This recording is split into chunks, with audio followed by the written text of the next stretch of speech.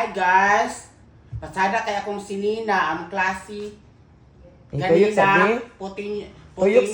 Tuyok sa di? Pak. Kasi yung klase kanina? Potential function. No, what is potential function? The potential function is if x and equals 2. Ay, insam na math? O sa math. Bis in math ka dili. Based on math, yung sister nga, sakto ba ning ako, sir? Yung siya nga, correct ni siya. Nga naman daw. Correct, kuhaan man ako mag-solve. Gipa-solve man ko niya. Na ka nang, hatag nga mong card, la pa. Wala pa pero si sir, kuhaan man to siya, nga mag-asap siya o grado 19 na. Kinsa nga sir? Sir, math si Sir Kuan.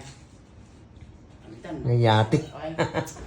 Saan kalimutan ang Maestro maestro? sa math bitaw.